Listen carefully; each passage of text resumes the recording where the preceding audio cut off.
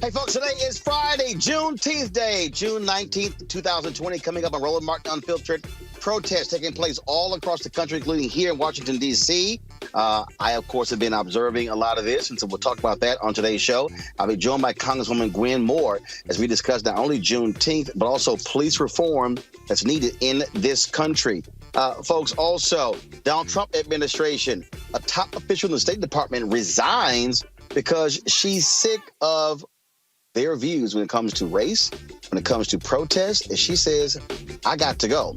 Also on today's show, one of the police officers who killed Breonna Taylor has been fired in Louisville, Kentucky. We'll discuss that. And one of the Never Trumpers, his wife, one of the Never Trumpers is in hot water over a Confederate water cooler. But his wife also made a derogatory comment about me in a tweet 9 years ago. I will explain exactly what happened. Also on today's show, we'll talk with Opal Lee as well as Sam Collins. They are out of Texas. Their efforts to make Juneteenth a national holiday, and a group of senators, including Senator Kamala Harris, proposing to make Juneteenth a national holiday. Jam-packed show for you. It's time to bring the funk, Juneteenth style. I'm Roland Martin Unfiltered. Let's go.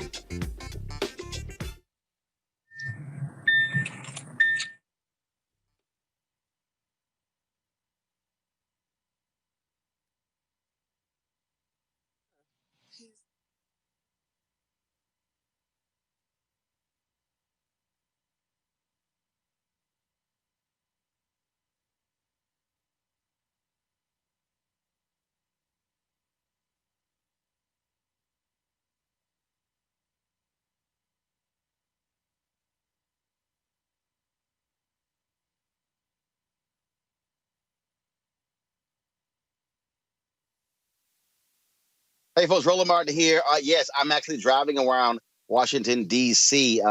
They extended the security perimeter again because of the protests taking place. 4 simultaneous marches took place today, different parts of Washington, D.C., and they converged on Freedom Plaza. And so people are out and about. Folks are still protesting. We have a combination of celebrating Juneteenth as well as folks who are protesting, not only here in the nation's capital, but all across the country as well. And again, things are happening in Tulsa, of course, my native Texas, which is the home of Juneteenth. It was on this day in 1865 when General Gordon Granger arrived in Galveston, Texas, with the word that slaves in Confederate territories were freed. Now, there are a lot of these people across America, a lot of these news media people who, frankly, have ignored Juneteenth all of these years. They've been getting it wrong all day. They keep saying that this was the day slaves were freed. No, this was the day slaves in Texas found out 2 years later that they were free. Texas became the first state in the Union to make Juneteenth a state holiday. That was, of course, led by and champion of the late state representative Al Edwards, 1966 class graduate of Texas Southern University. And so also an alpha frat brother of mine. I knew him quite well from my days in Houston.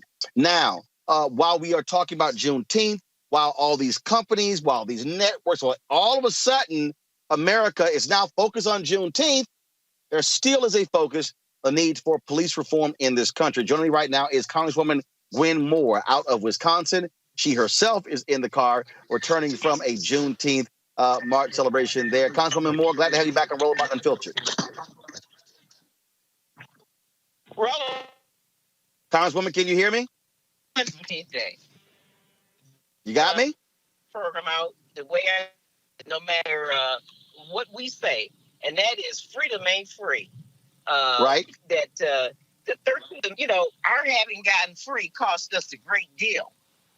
Because, that very first Juneteenth Day in 1866 that we celebrated was a year after the first Civil Rights Act, and white police were killing black people at random, and the 14th Amendment was being proposed, that famous equal protection clause that we use for just about everything in our society, commercially and everything. That equal protection clause was designed so that black people could have equal protection in the pursuit of their life and liberty and pursuit of happiness. Really, it was to protect Black people. And so, if Juneteenth is ever going to be, if we're ever truly going to be free, we're going to be at a point in time where we realize the 14th Amendment, not just the physical freeing of from slavery, but the equal protection under the law. Well, I think one of the things that you look at just the timing of what's going on, Congresswoman. Of course, the death of Ahmaud Arbery, Breonna Taylor, then George Floyd, Juneteenth now coming almost 4 weeks after the death of George Floyd. Rayshard Brooks was just last weekend. These forces are converging, and really, and I keep making this point. I'm love to get your thoughts on this. I mean, we are truly operating in what I am calling the third Reconstruction, in terms of what we're looking, and that's what I think people have to begin to think about it that way. I mean, that is absolutely what is happening, because we saw after we were freed in 1863, 1865, that first civil rights bill. I mean, we had Black senators, Black congressmen, and freedoms, and the backlash started immediately with murdering Black men. We had another Reconstruction, as it were, I think, after we won the civil rights bills, and we had a total realignment of the parties. This is perfect. This is the third Reconstruction. And this is a backlash from electing Barack Obama. This is the price. The rise of white supremacy and white nationalism is what the irrational, the irrational election of Donald John Trump. And with the death of Breonna Taylor, especially George Floyd, hopefully this is a transformational point so that the good white folk in America, our fellow Americans who were eyewitnesses to a lynching, finally had an aha moment, and they really get it. I'm in a car now, just left a protest. More white folks in it than Black folks. Black Lives Matter all over every sign, all over their body, because finally, and it's okay, because we've had Emmett Till. I'm only 69, so the first person I remember is Emmett Till. And so here we are, maybe at that point. And so, as a member of Congress, I am really proud to have been engaged, Roland, with putting that Justice and Policing Act together. I mean, it does some common sense things like, stopping racial profiling, stopping warrantless searches to kill Breonna Taylor, stopping the chokeholds. But more importantly, it tries to make police accountable. We try to reform the police.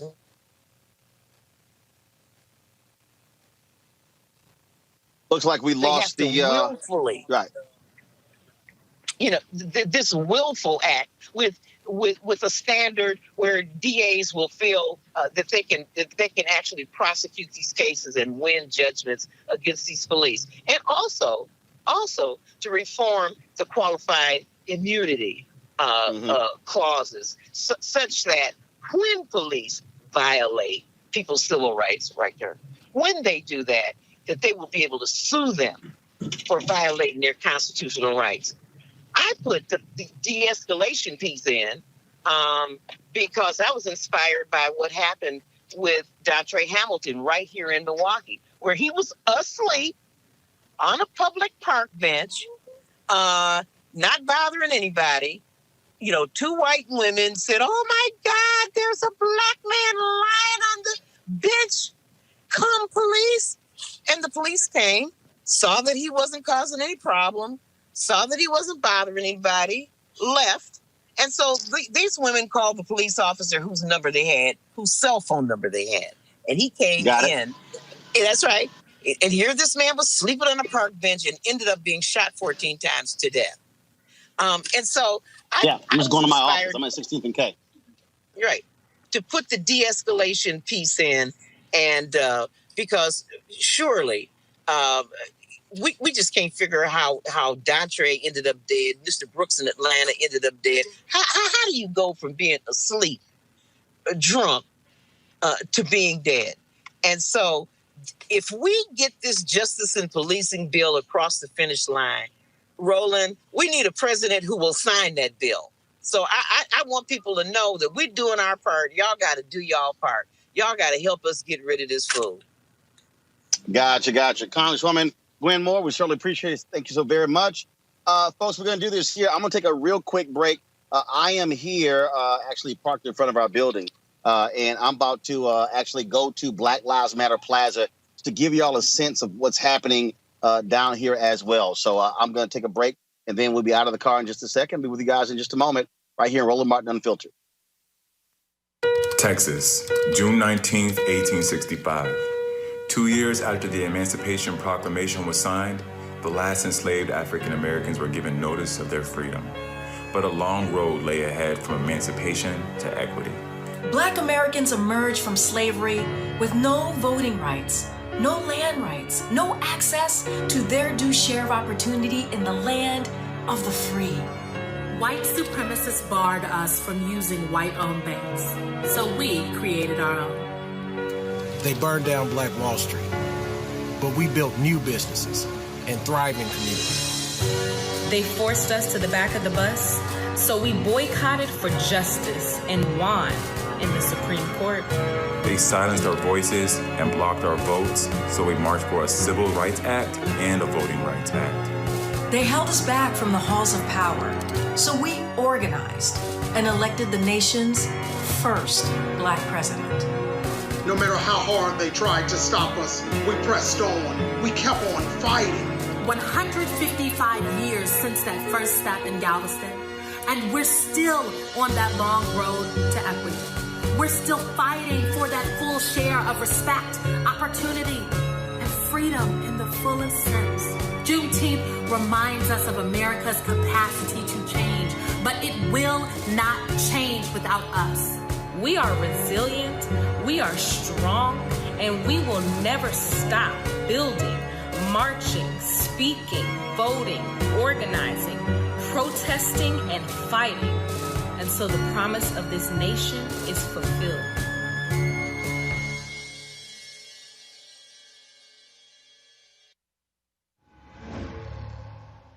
So a lot of y'all always asking me about some of the pocket squares that I wear. Now, Robert don't have one on. Now, I don't particularly like the white pocket squares. I don't like even the silk ones. And so I was reading GQ magazine a number of years ago, and I saw this guy who had this pocket square here, and it looks like a flower.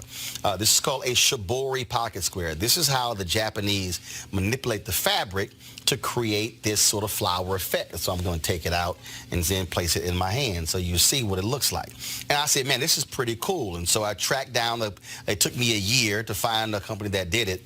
And so they make these about 47 different colors. And so I love them because, again, as men, we don't have many accessories to wear, so we don't have many options. And so this is really a pretty cool pocket square. Now, what I love about this here is you saw when it's in the pocket, you know, it gives you that flower effect like that. But if I wanted to also, unlike other, because if I flip it and turn it over, it actually gives me a different type of texture. And so therefore it gives me a different look. So there you go. So if you actually want to get one of these shibori pocket squares, we have them in 47 different colors. All you got to do is go to RolandSMartin.com/pocket squares. So it's RolandSMartin.com/pocket squares. All you got to do is go to my website, and you can actually get this. Now, for those of you who are members of our Bring the Funk fan club, there's a discount for you to get our pocket squares. That's why you also got to be a part of our Bring the Funk fan club. And so that's what we want you to do. And so it's pretty cool. So if you want to jazz your look up, you can do that. In addition, y'all see me with some of the feather pocket squares. My sister, who's a designer, she actually makes these. They're all custom made. So when you also go to the website, you can also order one of the customized feather pocket squares right there at RolandSMartin.com/pocket squares. So please do so. And of course, it goes to support the show. And again, if you're a Bring the Funk fan club member, you get a discount. This is why you should join the fan club. The men who followed this flag 150 years ago knew what it meant. Treason against their country. The death of the United States. America defeated the men who followed that flag. Those with honor surrendered and cast it aside forever. So why does it keep showing up today at events supporting Donald Trump? And why does he call the folks who carry it very fine people? I think there's blame on both sides, but you also had people that were very fine people. What does it say that they're all in for Trump? What does it say that he won't condemn a flag of hate, division, and losers? Will not replace us! For us, it says this is a time for choosing America or Trump.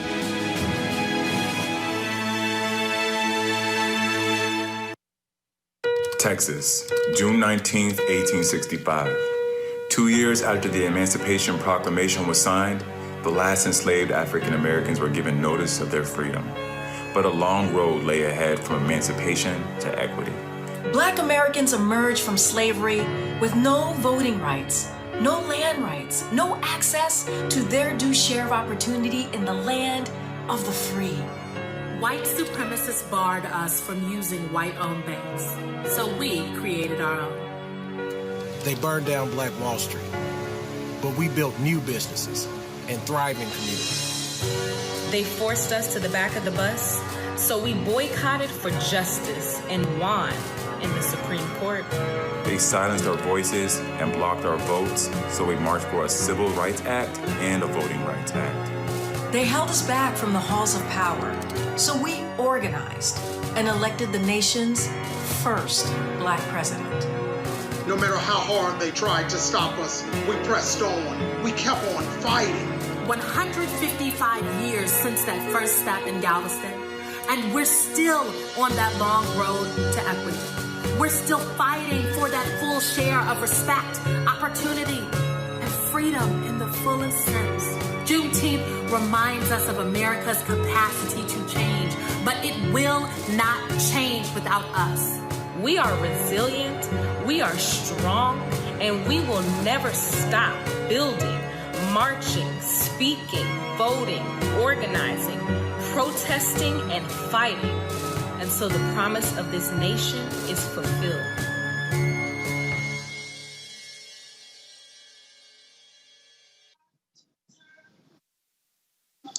Hey folks, Roland Martin here. So I'm here in Washington, D.C., here along what is called Black Lives Matter Plaza. Let me turn this camera around. As you see, what the police have done, they've completely blocked off K Street here in D.C. And so all the way down, so no traffic is coming down here. And as you see, you got boarded up buildings. You got folks who spray painted over here, invest in Black communities. And then, of course, you have all of these vendors out here. I'm going to walk down here so you actually see what's going on, what's taking place. Lots of vendors. You got entertainment out here. This is, of course, at 16th and K Street. You see the Washington Monument back there. Also, straight ahead is the White House. And so that's what you see here. And so, like I say, it's people out here on this Juneteenth. I'm going to go back over here. We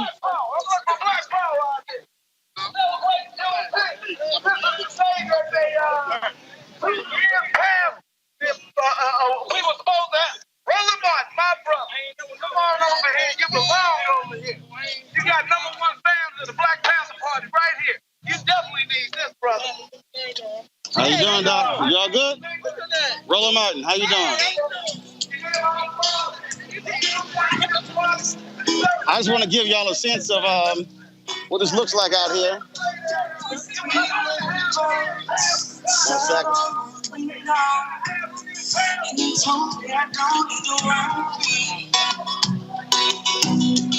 Summer campers in me, so sweet. Little girls that were dancing in concrete. Sometimes we got it wrong. but it's alright. The more you see me change, how you doing? Sorry, I'm live on the air. I'll be right back.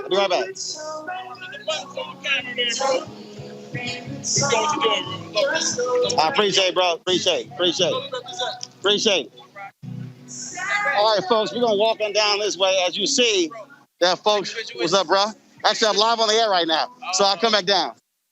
So you see folks down here who are walking.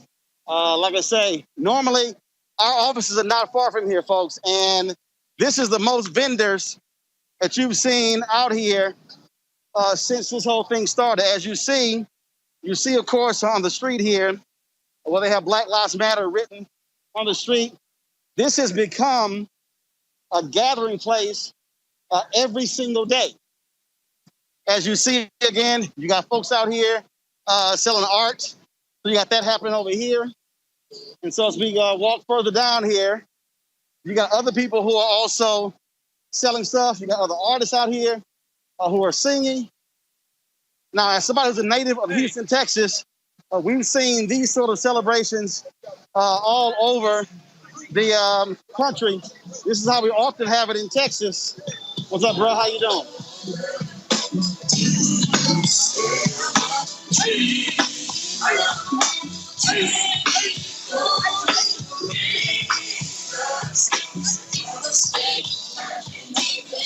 Give me 1 second. So we're gonna go through here. All right. And like I say, so you got entertainment here. Then, of course, you have the protest here. Now, everybody who's watching, this is the AFL-CIO building right here. So you see right here, hold on, bro. Hold on, bro. Sorry. So you see the AFL-CIO building. And so they're right here. They've got Black Lives Matter signs all over. And so what's up, bro? How you doing, bro? So you've got, again, different, hold up, let's go over here. All right, now you got folks. Now, you know, black folks have a Juneteenth event that will be,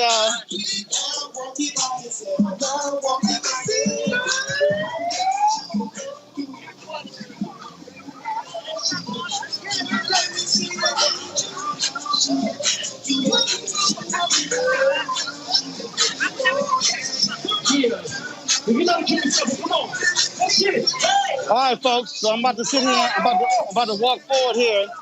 Y'all can still hear me. We're gonna go this way. All right, here we go. Come this way. Now, you will see in the distance there, sorry guys, we're approaching Lafayette Park. The White House, as you see, is right behind. So you see this massive sign over here for an AFL-CIO building. You got drummers out here. Hey, how you doing? You got drummers out here, so I'm gonna go over here. I'm gonna give y'all a taste of some of this.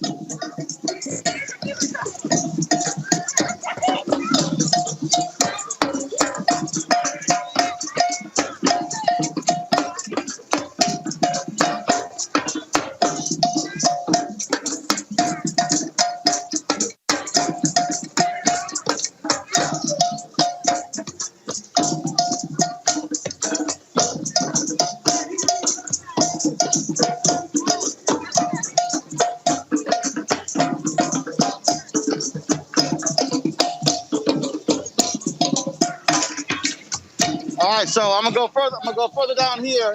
Now, just so everybody understands what you're watching, you got different scene here, but the main protest area actually happens right here, where we're going right forward right now. And what you'll see again, you'll see all the signage here. This is St. John's Church, where of course Trump made his little silly display. That's what he did right here. So what's up, bro? So that's what he made right here. And so I'm gonna come down this way, and what you'll see down here, you'll see folks who are always gathered here. The security perimeter has been taken down. That massive fence used to be actually all right here, but they've taken it down, so you now can go back into Lafayette Park. You got some folks out here. Let me see what he's doing over here. What's up, bro? What's up, bro? How you doing? All good. All good. So again, so folks, you see? I just sent me the picture of the Mike Brown blanket I did. Oh yeah, absolutely. Yeah, I remember he was on TV once, News One Now, and did a piece of Mike Brown. So I'm gonna go over here where you have some of the folks out here who are still protesting. As you can see, again, folks, when we were here last week, this fence, the fence was erected. You see remnants of it over there surrounding that. So the fence is still up here, but now it has been moved back. And so now you can actually go back into Lafayette Park. And so I'm gonna walk towards here. All this was closed off really the last couple of weeks when you had the police, when you had all of the different National Guard folks who were out here. And so what they've done is they've erected fences out in Lafayette Park around all of these statues to keep people from defacing the statue. And so you can see right there in the background, that's the White House. And so this has long been the gathering place for many protests under Donald Trump. Of course, they did not want folks getting into the White House. They see the perimeter. And so I'm walking closer towards the White House where folks are gathered in front. And so I want to be able to show you all a little bit of that. I know we got some guests coming up. I'm going to get to those guests in a second, but I wanted for you all to be able to see what's happening right now in Washington, D.C. Folks are all along, of course, this street from this point here all the way back. So here's what I'm going to do. I'm going to unplug my headphones so I can actually raise this camera so you can above the crowd. And again, you can see everything that's taking place. And what they've done is, I'm trying to see, is there a new security perimeter? Normally, you're able to go up to the lights there. So let me give you a taste of this. Let me unplug the headphones so you can hear it.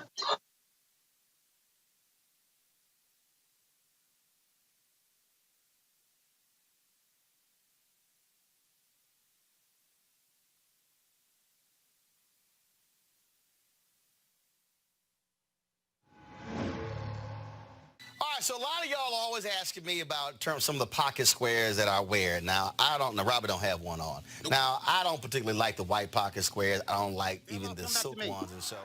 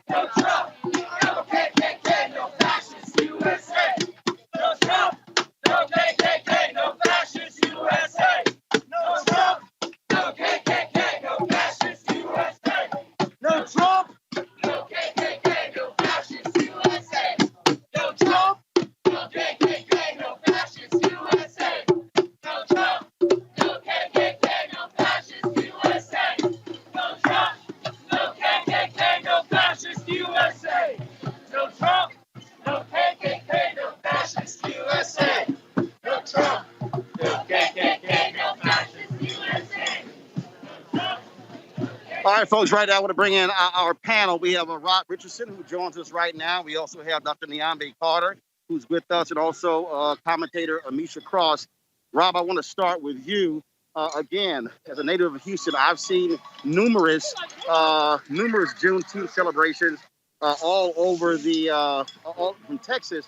But this is, and this thing is spread across the country, but certainly what has happened to George Floyd and Breonna Taylor and Ahmaud Arbery, so many others, has truly taken Juneteenth to a whole new level in the fight for freedom and equality. Absolutely, and I'm happy that all of us are embracing it like you do in Texas, and many others have. And I do think this is a moment for us to make sure that we embrace our history and people actually know the brutal violence about how we got here, and often the violence that was perpetuated, like in Tulsa. That was just an excuse to take away something from people. We've been told, I think, as the Congresswoman you put on there, that, okay, go out, get your own, as we've tried to do. All we want to have is to make sure that people stand out of our way and let us do that. The 14th Amendment was supposed to do that. But as you know, Roland, the 14th Amendment was used to actually roll back protections. It was used to get rid of affirmative action. The same thing that was supposed to help us was used against us. So we constantly have to come, constantly have to organize, constantly have to fight. And so let us at this moment not forget Juneteenth ever going forward. So I do support making it a national holiday because it's something that should be ingrained in America to let them understand what actually happened. Like you said, the news reports are getting it wrong. The fact is that people, the slave owners, were trying to make sure people never learned about it, and they weren't going to do it until the troops got there. That's often been the case with America, and it really needs to end. Dr. Carter, first of all, I'm showing you guys, I'm walking back towards down the street. I want to give you just another view, of course, what's happening out here. Dr. Carter, this is this moment we're in. This is really the combining of so many things together. And I keep, like I said to the Congresswoman, we need to be looking at this from the perspective of a third Reconstruction. And the third Reconstruction was not just about one thing. It was a multitude of things. And I think what needs to be happening is this is not just a moment to talk about what do you do about police, what do you do about police, what do you do about corporate America, what do you do about other policies. And so please share with the folks out there who really don't have any idea about the first or even the second Reconstruction and what it really meant. Well, I mean, I think, as Rob has already pointed out, these were moments when we actually had an opportunity to do something different as a nation. We could have let Black people actually be the full citizens that they were promised, once the Civil War amendments were passed with 13th, 14th, and 15th. Or we could have taken the road we did eventually take, which was to wrest power away from Black people once they got it. And it wasn't just political power. It was also our entrepreneurial spirit that was attempted, that was crushed many times in all of this. So Blacks were talking about things like land ownership. They were building institutions like banks and hospitals, educational facilities, all of these things Black people were doing for themselves. And every time you had a government that had less of a spine than Black folks had, right? I mean, the federal government had a very real opportunity here to actually invest and protect Black citizens. And every time they had an opportunity to do so, they walked away from it. So when we're looking at this moment right now,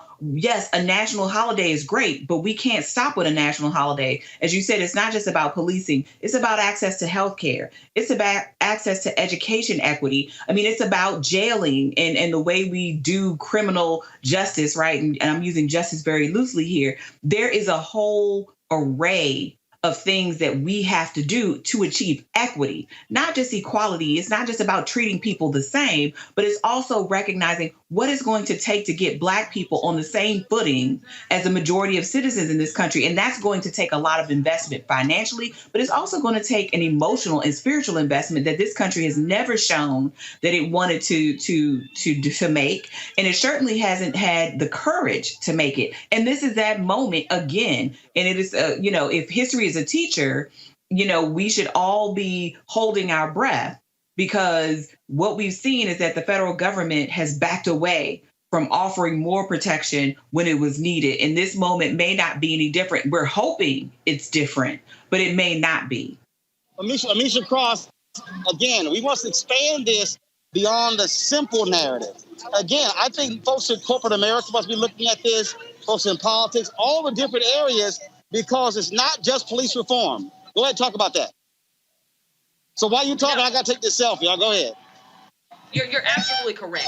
It's far beyond police brutality and police reform. Although that was one of the pinnacle issues that brought people to the streets, we also have to be reminded that the streets are talking, and the streets are talking loudly, and they're calling for economic changes. They're calling for, as Dr. Carter spoke of, they're calling for equity and parity. They're calling for changes in the way we produce loans and banking, specifically for home ownership. We're talking about small business expansion and entrepreneurship growth. We're talking about the systems that have proven time and time again to disservice us in healthcare, in education, in the institutions that our nation was founded on. All of these things that have consistently diminished Black people and the quality of life for African Americans. So this is beyond a fight for life, specifically as we relate it to police brutality. It is a lot more than that. We are in the streets for the same things we've been fighting in the streets for generations at this point. We're fighting for voting rights and access. We're fighting for healthcare accessibility. We're fighting for education parity. We're fighting for home ownership. We're fighting for economic development. We're fighting for those things that make American life the fullest, those things that have been guaranteed to populations outside of the African American population for generations. We're also fighting to make sure that incremental change is not the only thing that we get. Because what we've seen throughout history is that there have been small changes and piecemeal processes to basically appease an African American community, to sit you down and make you quiet. And then 2, 3, 4 years later, we see the rollbacks in those very things. We have never seen the large scale developments that are necessary to get African Americans on that equity footing, but also on that parity footing that makes sense in this country.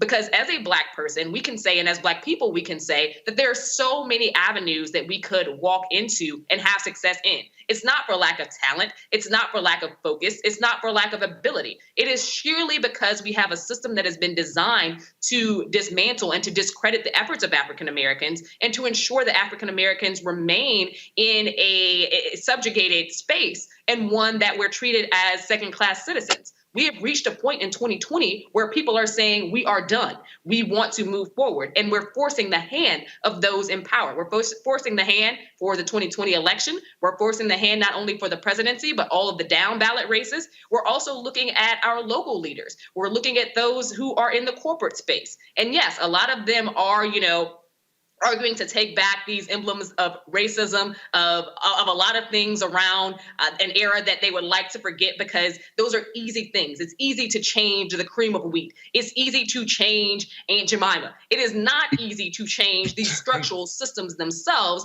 that permeate throughout our culture and continue to keep Black people back. So in my view, I think that Black people should continue to push forward, not be satisfied with a Juneteenth remembrance or a recognition from the national government. We should have had that decades ago. We need to move beyond symbolism towards actually ensuring that our generation and generations beyond us are going to be secure, that they actually have a fighting chance, that they have everything that they need to be competitive, that they have everything that they need to take a slice of the American pie that has been denied us for over 400 years. But here's the deal, though. The reality is, Rob, you can't think small. The reality is this is not a time where you must go small with it. And again, it's amazing to me, I think for a lot of Black folks, they have been gotten so used to asking for a small thing. But I'm saying, no, this is a moment where you actually go big. This is where you ask, you make the demand that you've always been afraid to make. And I've said that to many organizations I'm involved in. You can't go small. This is where the Reconstruction, the first Reconstruction, the second Reconstruction was not about going small. And so the word Reconstruction means to reconstruct. That's called rebuild. And that's not small, Rob. No, we need the same level of effort that went into oppressing us that we're going to need to change the systems. So when I hear people complain about affirmative action, anything like that, I said, okay, it is nothing compared to what we've had to go through. So we need the same level of effort that was put into opposing us into actually making sure that we have equity. So I agree, and we have to reclaim and claim our own power in the process, and not be satisfied with the crumbs. They're gonna hope that we move on from the symbolism. I do think it's important to recognize the history and make sure that we actually go through not only having a national holiday, but actually talk about the painful past. Because what they want to do, to Amisha's point, is they just want to say, okay, let's just bring up Juneteenth and then make the Black people happy. Let's, there was one place in Cincinnati, you won't believe this, they actually gave out free barbecue, and like that was something Black people were going to care about. Like, we're going to get free barbecue. Like, really? Like, no, we need a lot more than that. And you look at their staff, was their staff even Black? Probably not. We need to make sure that all these boards that are all these tech companies that are here giving out money, that a lot of times people never see. That's neither here nor there.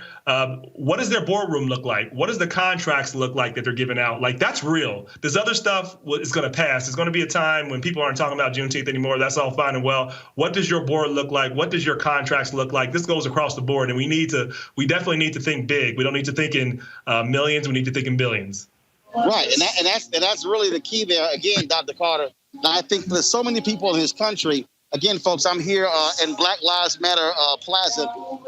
And then, of course, there's so many people who are out here. Streets are blocked off. Folks have been coming here all day.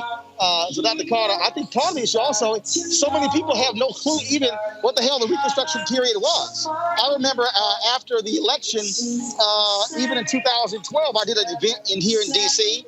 There was a whole bunch of, like 3 Black folks in the room, a whole bunch of smart white folks. I asked about Reconstruction. Only people who heard about it were the Black folks in the room. Yeah, I mean, I think that happens a lot, in part because I think the United States doesn't want us to think about the Reconstruction because it's such a failure of leadership in that moment. I mean, you simply had the government say, okay, let's capitulate to the South, right? Let's bring these old Confederates back in and let them do whatever they want, to Black folks.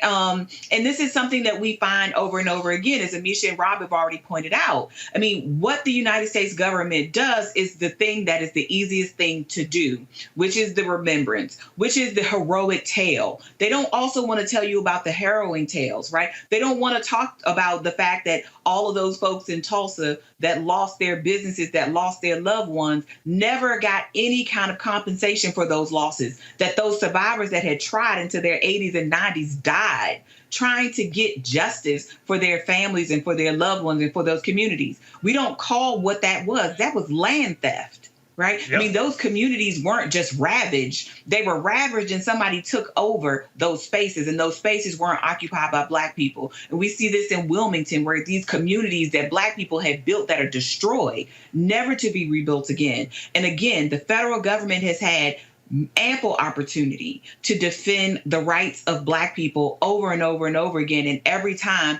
they capitulate to white people and their violence. Quite frankly. And state governments too, by the way. State governments participated in this. As you said, the federal government didn't help, and the state government worked as an agent against us. That's what happened in Tulsa. That's what happened all across the country. And you make a really good point that they often use the excuse of making up something, like in Tulsa, like it always is, some Black man allegedly attacked a white woman. They use that as an excuse of violence. And it's not about the violence itself. It's about taking money and taking resources. That's what this is about. And that needs to be the conversation. I mean, and people like John Hope Franklin, whose father lost everything in Tulsa, right? I mean, he fought. I mean, I had the pleasure of meeting him when I was a graduate student, but this man was in his 80s, trying to fight to recover something that was lost, decades prior, and it took forever to get the state of Oklahoma to even admit that something had gone terribly wrong in Tulsa. And this is what Black people face all the time. And the federal government is just as complicit as these state governments, because, again, the only feelings that we seem to heed in this country are those of angry white men. And whether it's, Tulsa or the coronavirus, right? We see that angry white people get the government to shrink away from what they know is the right thing. So the government lacks that fortitude and that confidence in doing the right thing, particularly when it comes to Black people. And so I agree that if you're going to negotiate, and this is a negotiation, you start high. You don't start from the floor. Start asking for what you think you can get. Because if somebody thinks they can give you 20 instead of 50, they're going to give you the 20 and say, be happy with it. So this is not the time to just ask for millions and billions. It might be time to ask for trillions, because that is quite frankly, this what is black more of a people are owed in hostage this situation country. than I would argue a negotiation, because America doesn't have a pulse on black people regularly. This is one of those times where America is looking towards black people and asking us what it is that we want. A lot of that is appeasement. They just want us to say something that they can throw together very easily. But it's not only America that's watching. The entire globe is watching. So this is a moment where Black America can really take hold and, like I said, have a hostage type situation. Hold them until you get what you need. Do not ease up the pressure, because the hope is that we'll take a few things and then we'll go back home and sit down and live our daily lives until somebody else gets killed by the cops, until we lose more footing in terms of home ownership, until we lose more footing in terms of our economic development and jobs crisis. The hope is that they will give us a few things. They will throw out some symbols and black people will go back, be nice, cordial, and sit down. And now is not the time to do any of that, because if we ease up the pressure, the moment will be lost. We have to keep fighting and keep pushing harder, because this is our moment. Preach. Hold tight 1 second, folks. We come back. We're going to talk with Opal Lee, 93-year-old black woman who is walking across the country trying to get Juneteenth to be a national holiday. We'll talk to Sam Collins, a brother out of Texas, who also is trying to elevate what Juneteenth is. Going to a break on this Juneteenth Day 2020. You're watching Roland Martin Unfiltered. Back in a moment.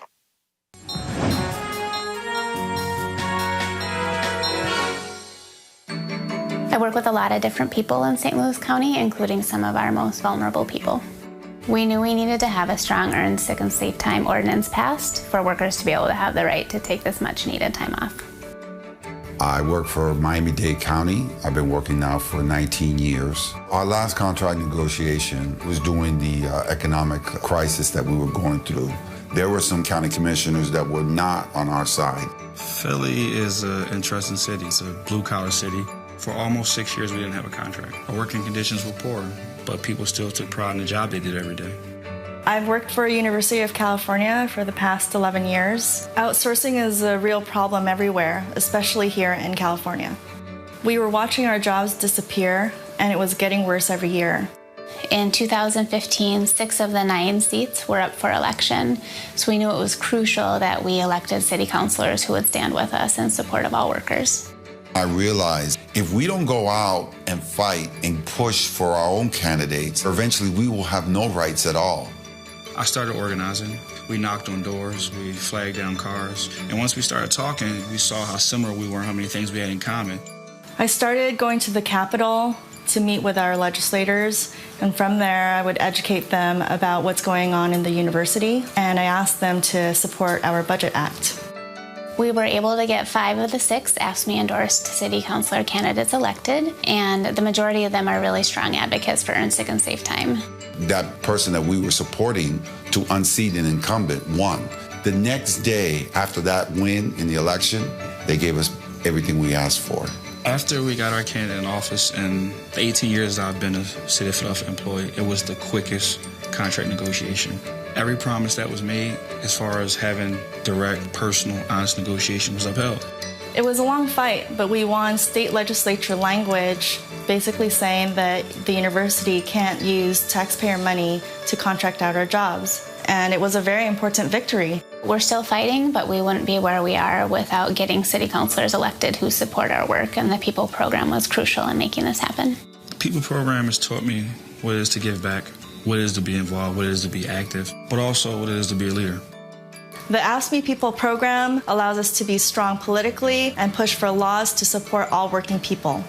At the end of the day, supporting the PEOPLE program is not just about having security for your job, but also for your community and having a say in what goes on in your community. Ask Me's PEOPLE program is democracy at work.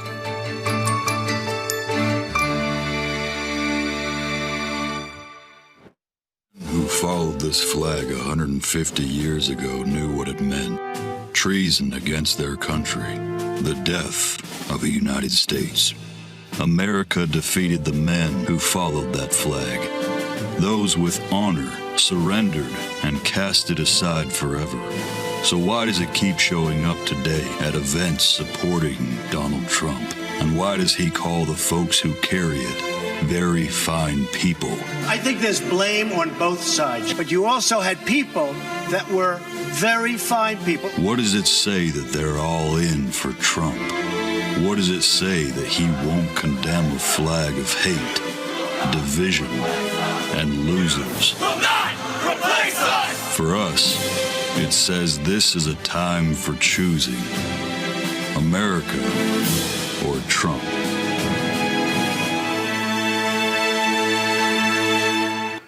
Well, folks, that particular ad there was put out by the folks at the Lincoln Project. This morning when I woke up to a Google alert with regards to an issue that's been going on between the Trump campaign and one of the founders of the Lincoln Project, Rick Wilson, a never-Trumper. He's been a huge critic of Donald Trump his entire presidency.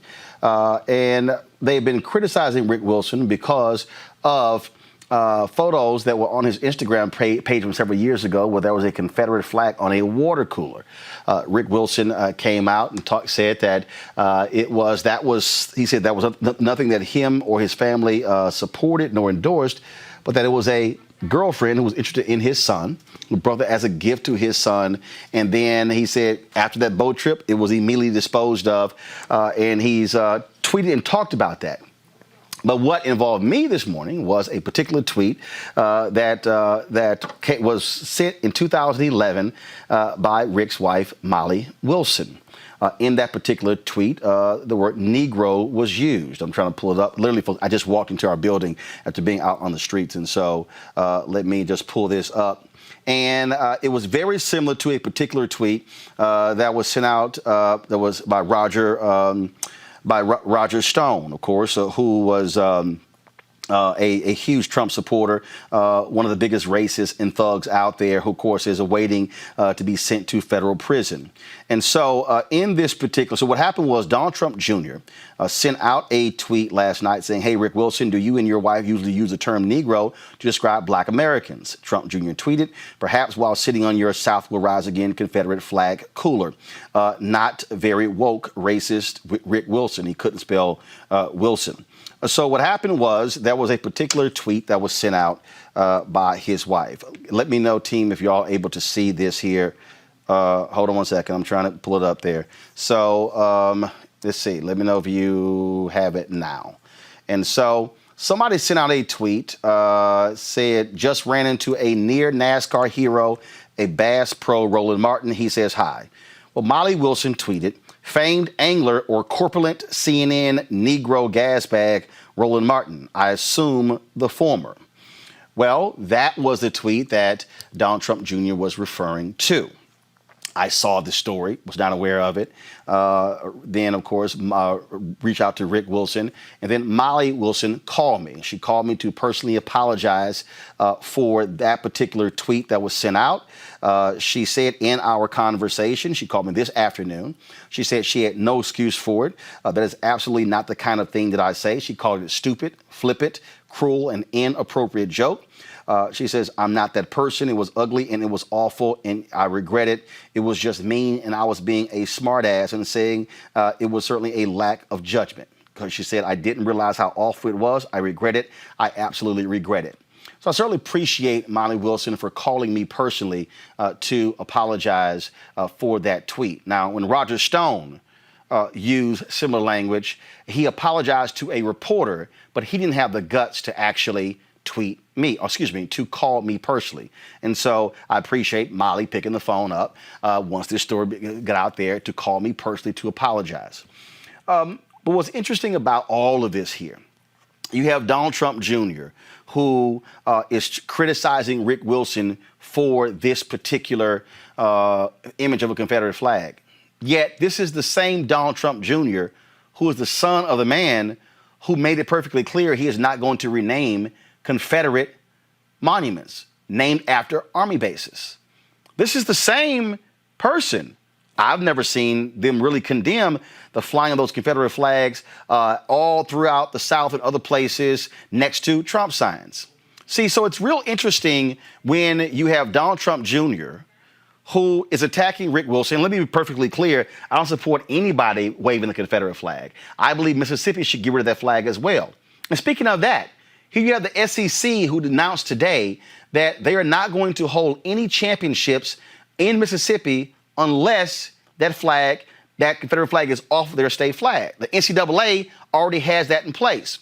So here's what I want to see. I want to see Donald Trump Jr. call out the state of Mississippi, and I want to see Donald Trump Jr. call on his dad to tell Mississippi, take down that Confederate flag. See, it's real easy. It's real easy if you're Donald Trump Jr. and you want to condemn Rick Wilson and condemn his wife for a photo of a Confederate flag on a water cooler that was on their Instagram page. That was several years ago. That's real easy. But Donald Trump Jr., you can address the Confederate flag today. You can address it today. Will Donald Trump Jr. and Eric Trump and Ivanka Trump and Laura Trump and that birther Melania Trump, and yes, their daddy and husband, Donald Trump Sr., will they have the courage to say no to the Confederate flag? Will they tell Mississippi, take down that flag? Will they say, remove those Confederate statues from Statuary Hall in the U.S. Capitol? See, so Donald Trump Jr., since you chose to use me as a part of your attack against Rick Wilson, I'm challenging you to step up. I'm challenging you to say something and condemn what we see across this country. Do you have those guts? See, it's real simple to criticize one of your critics. But I want to know, do you have the courage to challenge your own supporters? I want to know, Donald Trump Jr., will you send out a statement saying no Confederate flags at any time near, at Trump rallies, and in fact, don't you dare wave a Confederate flag wearing a MAGA hat? Donald Trump Jr., I'll await your tweet. Molly Wilson called me. Rick Wilson called me.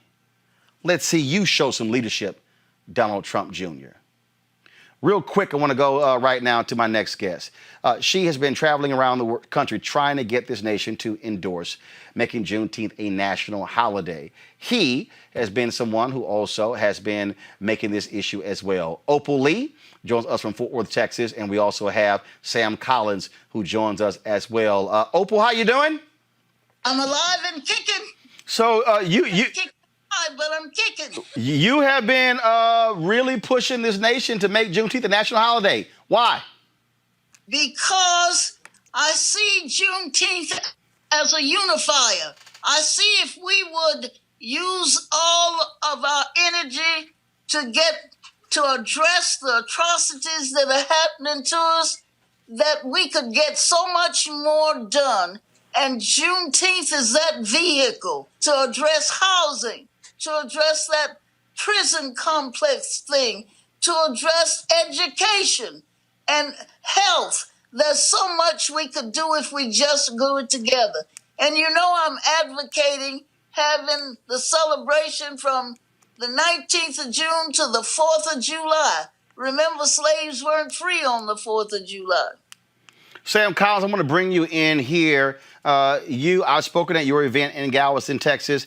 For the people who have no idea, and look, you have some media people out here who were saying, hey, Juneteenth is the day slaves were freed. No, it was when General Granger arrived in Texas. Okay, right. That was a 2-year process. And so give folks the background. Those of us from Houston or Texas, we're familiar with this because we've grown up with it. Texas was the first state to actually make Juneteenth a state holiday. So just explain to people, because you hear, well, he came off of a ship, he said it on the beach, or he addressed folks over here. Really, what happened? Well, what we first have to understand is that the Union had control of the island in October of 1862. So what then happened is that the Confederacy recaptured the island January 1st, 1863, when the Emancipation Proclamation was supposed to go into effect. So the story that the enslaved people didn't know, news had already come to the area with the Union forces, and it was in 125 publications, newspaper publications between 1862, at least that many, and 1865. So when Gordon Granger arrived, he came with thousands of troops, and he also had United States colored troops with him. So my grandmother has a friend, Miss Attorney Faye Williams, that said her grandfather told her the story. It wasn't the piece of paper that freed the men, freed the people. It was the men with the guns. So when the Union soldiers showed up and those United States colored troops got off of those ships and started walking the streets of Galveston, they made sure that General Order Number 3 was enforced. That's obviously important because the South was not trying to give up very easily. And it was when those Union troops were installed in state capitals, in cities in the South, to ensure that order was there and that those Southern Confederates did not retaliate against those newly freed slaves. That is correct. It was the men with the guns. They enforced it. And when they heard in General Order Number 3 that this involves absolute equality, that's what they expected. So those former enslaved people started to build their lives. They got elected positions. They bought land. They built houses, churches. I'm sitting in a church, Reedy Chapel, that was established in 1848. And every year they have a march from the courthouse to the church. And they're doing it right now. They started at 6 o'clock, and they're outside and making their way to the church now. Opal, now you have Senator Kamala Harris and others who have introduced legislation to make Juneteenth a national holiday. And I'm grateful. And I'm hearing that our senator has changed what he has been presenting, the legislature he's been presenting, that it's just a Texas affair and something for the Southwest. He is changing his bill to read a national holiday. And so is Congresswoman Sheila Jackson Lee. We all are on the same page, needing Juneteenth to be a national holiday. That obviously would be a huge deal. And you know, I had somebody who called me today and they were like, well, you know, we shouldn't be celebrating this day. But Sam, the reality is this here. This is the only day where slavery is actually acknowledged in this country. Absolutely, in 48 states now, and Miss Opal did come to Galveston and do one of her walks, so she's been leading us on this campaign. And the thing about this, we have to understand, the 13th Amendment had a clause in it. The document that Lincoln signed on June 19th, 1862 had a clause in it. Most people don't even know about that act to free people from 1862. But the General Order Number 3 says the enslaved people were free and that this involves absolute equality. I don't think there's another document that says we should have absolute equality. So individuals need to celebrate that. It's not something that we should be ashamed of. The former enslaved individuals had something happen to them. They were not slaves, but they were enslaved. So it's important that we understand and take pride. I explain like birthdays. I have a different birthday than you. I got a different birthday than my children. July 4th is a freedom birthday for somebody else, and June 19th was a freedom birthday for us. So as Ms. Opal has said previously, we could celebrate freedom from June 19th to July 4th. And if you go to the July 4th party, you definitely should be coming to the June 19th party. Opal, last question for you, and that is, what do you want white Americans to do on Juneteenth? I mean, I'm from Houston, Texas, and for the most part, black folks celebrated Juneteenth. I was just out there, and there were a number of white faces, and Asian and Latinos as well. And so, should Juneteenth be a black thing, or should it be an American thing? An American thing. It's not a black thing. It's not a white thing. We know that the slaves didn't free themselves. It took Quakers and John Brown and Sojourner Truth and Frederick Douglass and Garrison and I don't know how many, the Underground Railroad. We need to admit and celebrate those who helped slaves to get free. I'm so glad, I shouldn't be, but the protesters, they aren't all black. Those young people have come together to demand that some attention be given to the brutality, the police and what they are doing. It's not just some black people or some white people. And why can't we do this to address the atrocities that are happening to us every day?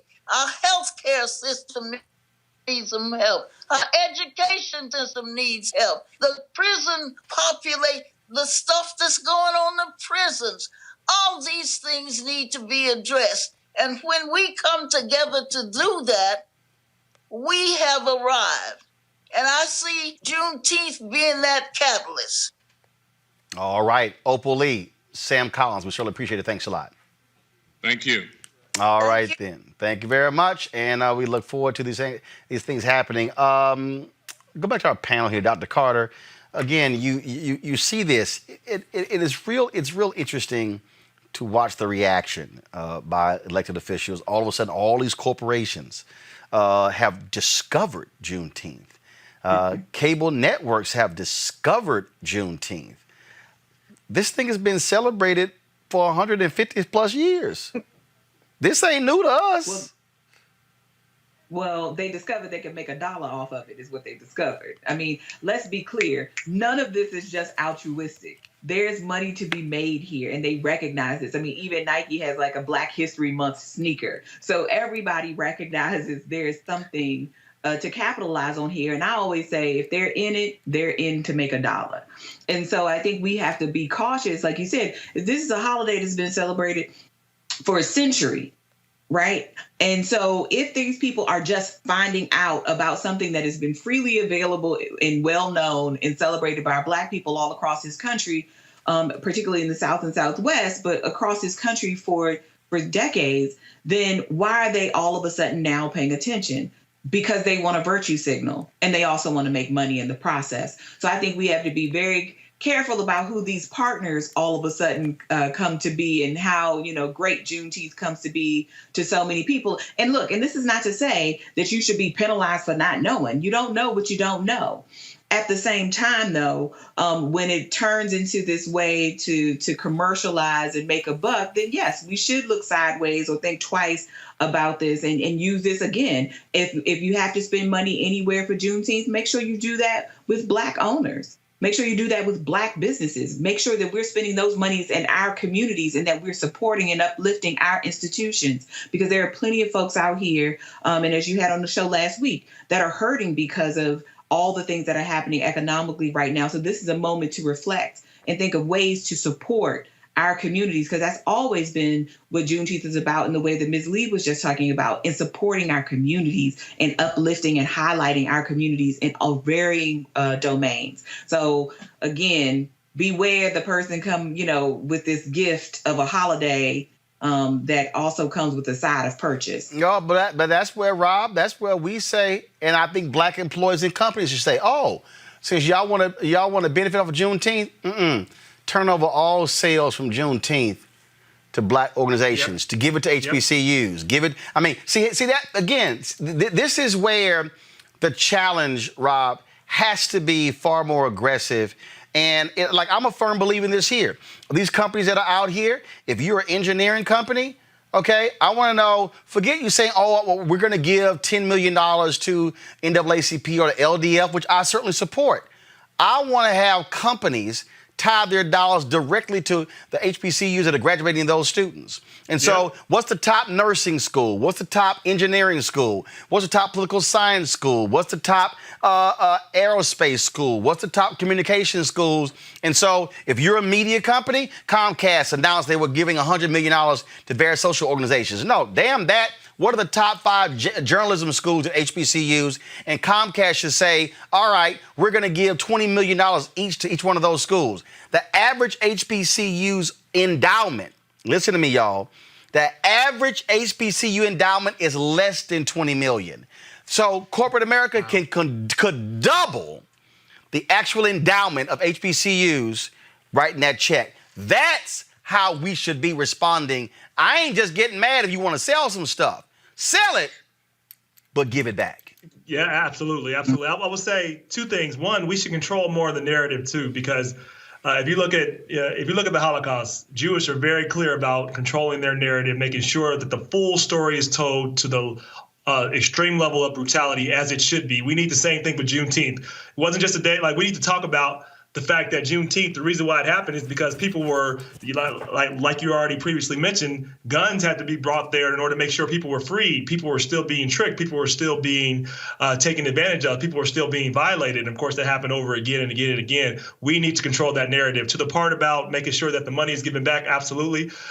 So historically black colleges, I will also say I'm an electrical engineering graduate. There's a great program at the University of Cincinnati that's dedicated to black and brown engineers. They can also give to other universities. They can also make sure that they're hiring, interning. Lots can be done. So we don't want to just settle for something that sounds like a big number. And at the end of the day, when you look and open up the car and you see there's not much there. There needs to be real results, real changes. Otherwise, it's just talk.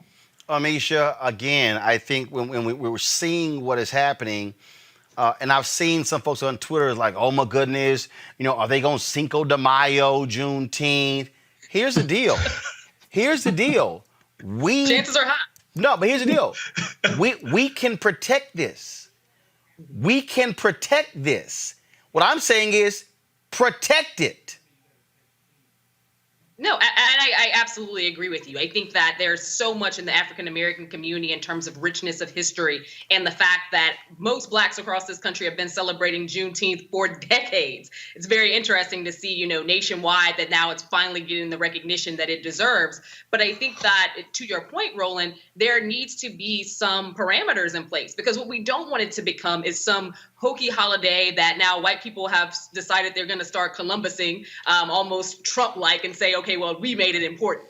We want to ensure that the true history is shown. To Rob's point, we want to make sure the true history is shown. A lot of it is brutal. A lot of it is heartbreaking, but it's also a story of a lot of resilience. African Americans are some of the most resilient people and the most resilient people in this country, Absolutely. Considering everything that we've been through and everything that we still have to do to rise above. So I think that this is a time in which we should demand from a lot of those corporations who are willing to sign checks right now to anything that has a black name in it to do more. It is a time where we should get them to participate in donating to HBCUs. And I agree with you. As somebody who graduated from 2 PWIs, I donate to 4 HBCUs every year, one of which is Jackson State University, because my family is from Jackson, Mississippi. And I strongly believe that there are HBCUs that aren't necessarily always even in the conversation for black people if they aren't Morehouse, if they aren't Howard, if they aren't Spelman. Trust me, black people, there are HBCUs that exist out of those 3. So we also need to give them love as well.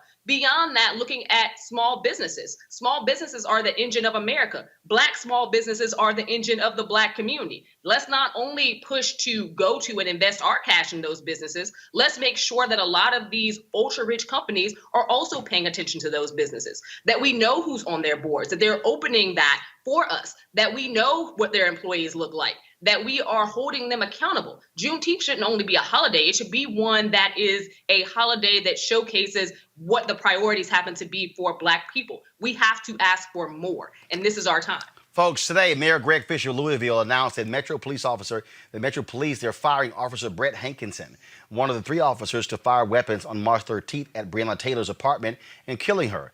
Hankinson is accused by the department's interim chief, Robert Schroeder, of blindly firing 10 rounds into Taylor's apartment, creating a substantial danger of death and serious injury.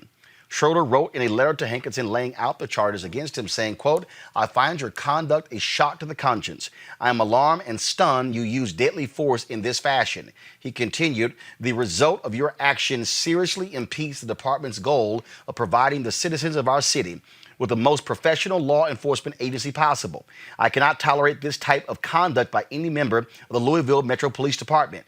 Your conduct demands your termination." Now, keep in mind, there were 3 officers. Only 1 has been terminated. Attorney Ben Crump, who represents Breonna Taylor's family, has been calling for all 3 to be fired and for them to be charged.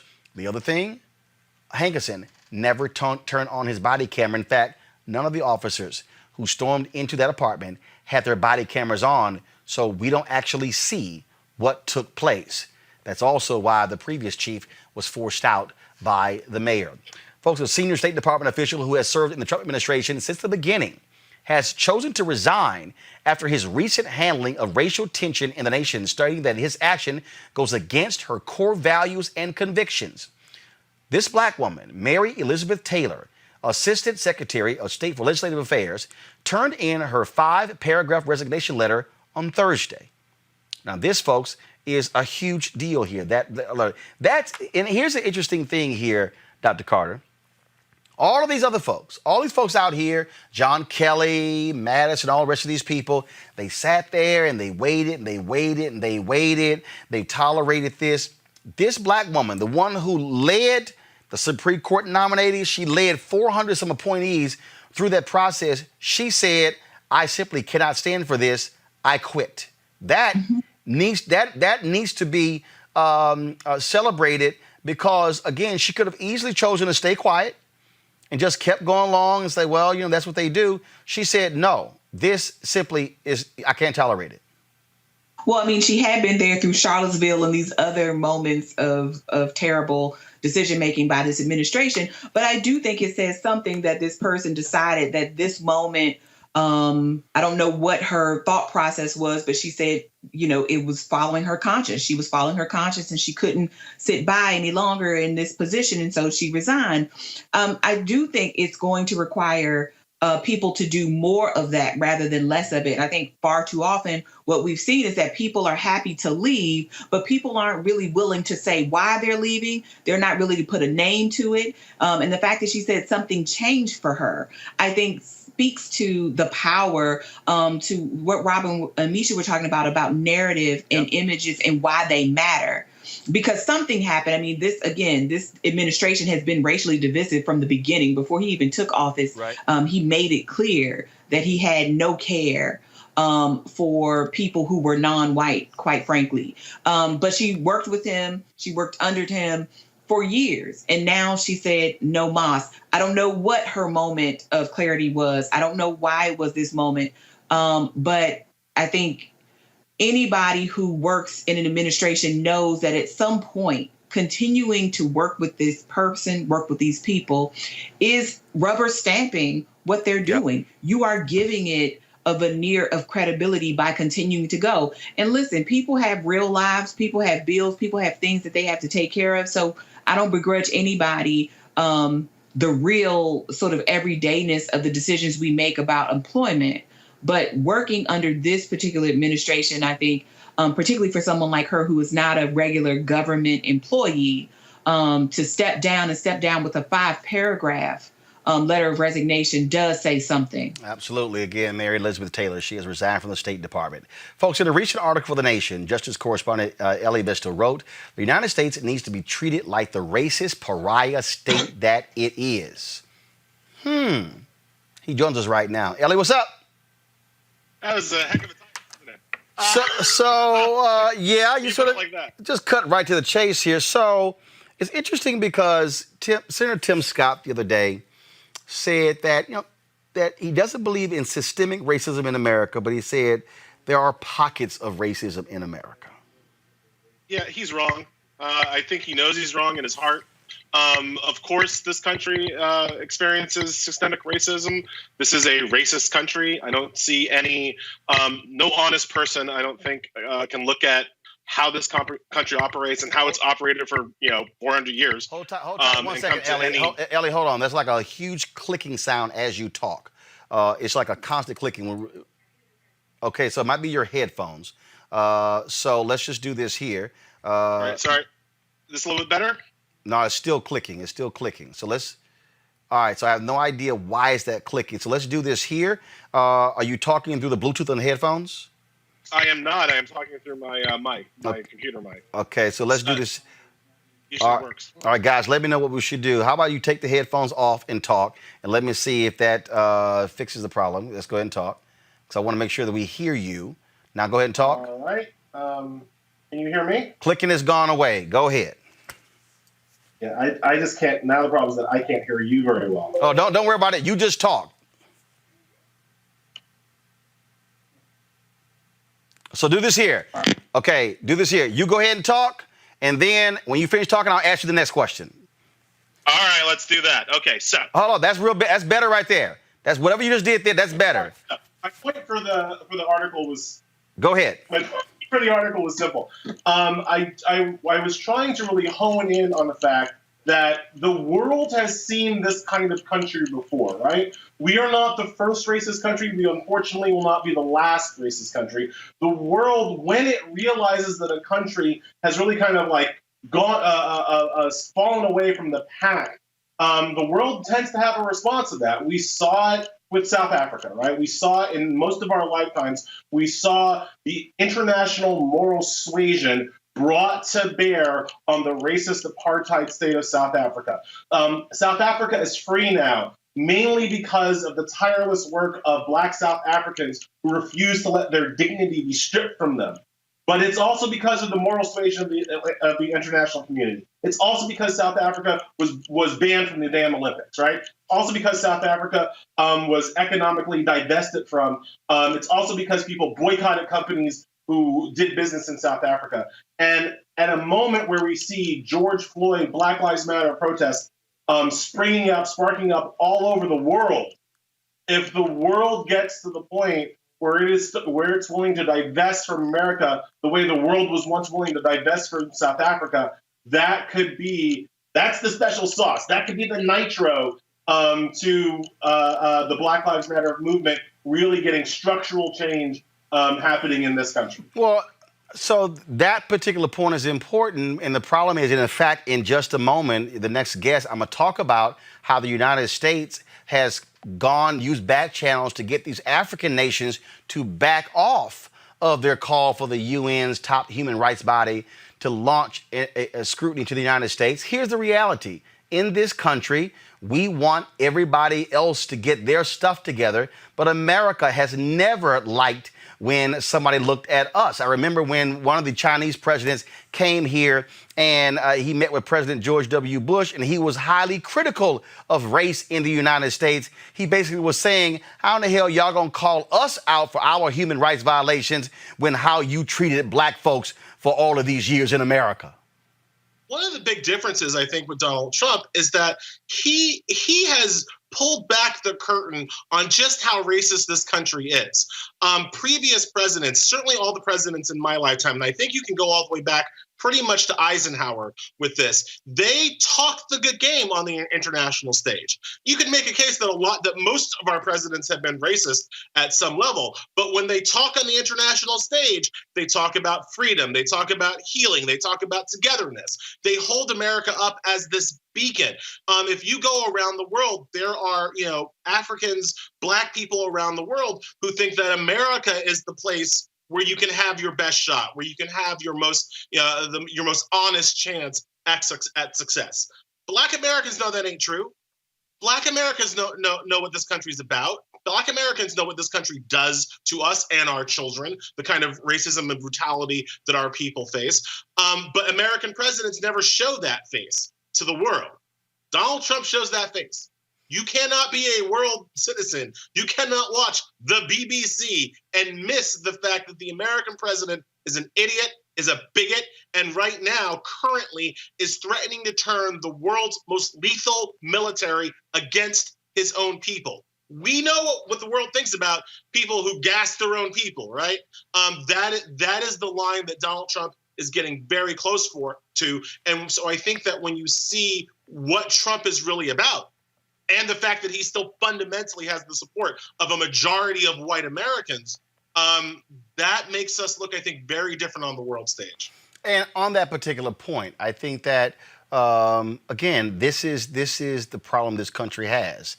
America did not want Malcolm X to go to the United Nations to confront racism. Then you had Avery Brundage, an absolute racist, who was just so offended at Tommy Smith and John Carlos, expelled them from the Olympic Games and sent them home because they dared to actually raise their fist and take off their shoes on that gold medal stand. And that has been part of the deal here. Mark Thiessen writes a column today in the Washington Post saying, it's smart for Trump to go to Tulsa in his outreach to blacks. And I responded on Twitter. I said, first of all, how in the hell are you having an outreach to blacks by giving a speech in Tulsa on tomorrow in an auditorium full of white folks? Donald Trump ain't talking to black people. Donald Trump is talking to white people. Except for the ones he paid for on Craigslist. Trump is a ridiculous anathema. And just to go back to the Mary Elizabeth Taylor woman from your previous segment, one of the reasons why I respect what she did is that she's a young person. She's a young person, and young people have a lot to lose in this economy because we are about to hit a recession. Right, we are already in a recession. That's going to be the story kind of going forward. And one thing that we know during recessions is that black people get it worse. We're the first ones fired. We're the last ones rehired. All these corporations talking about making Juneteenth, contributions to people. I wish they would give some jobs to people. I wish they would commit to protecting African American jobs in this coming round of layoffs that we're going to see all across the country. But I tie that through to Donald Trump's speech because while he talks about black unemployment all the time as if he did something about that, those are Obama's accomplishments that he is. I don't want to say wearing blackface, but he's putting on Obama's accomplishments on his own skin. He never talks about any kind of economic protection from black people from the store. But here's the deal, though. Black unemployment, it went down to its lowest, but what you will not hear him say is that it has gone up every month since October. Before coronavirus. They don't want to talk about that. Never, right? So it's all interconnected. Trump does not have an agenda for the African American community. He never has. The Republicans don't have an agenda for the African American community. Republicans long ago stopped trying to persuade me to vote for them and started trying simply to suppress my vote, right? Like that is the game on that side of the aisle. And that's why just no matter what, whenever we talk about black liberation and black emancipation, whenever we talk about police violence and police brutality, to me, it all comes back, you have to vote. You have to vote in your local elections. I live in New York. New York has a primary on Tuesday. There are local candidates who care about these issues, and there are local candidates who don't. And you have to know the difference, and you have to vote like that. If people voted in local primaries and local elections like they vote in presidential elections, our entire daily lives would be different. And then if everybody voted in the presidential election, people like Trump could never win. And so we have to remember that, and everything we do has to be tied into some reminder that people need to go and vote and use this franchise that so many of our people fought and died for. Ellie Mistel with The Nation. We surely appreciate it, man. Thanks a lot. Thank you so much. Folks, to continue this conversation, African countries, as I said on Thursday, back off their call for the UN's top human rights body to launch its most intense scrutiny of police brutality and systemic racism in the United States. It's believed that American officials led back-channel talks to air opposition to the idea. Pull my panel back in. In a moment, I'm going to talk to Johanna LeBlanc. She's the National Security and Foreign Affairs legal analyst. Let me know, folks, when she's on. Amisha, this is what the United States has always done. America does not want anybody looking at our stuff. Mm-hmm. Amisha, go ahead. Can you hear me, Mashia? Okay, we can't hear Amisha, folks. Oh, I'm sorry. I was on mute. There we go. Go ahead. No, it's that America has always had a habit of policing every other nation. We are the police of the world when it comes to humanitarianism, when it comes to human rights violations, when it comes to overzealous leaders or leaders who we just wanted to depose of, even if they weren't overzealous. However, we have a huge problem with seeing tragedy, seeing human rights violations within our own backyard.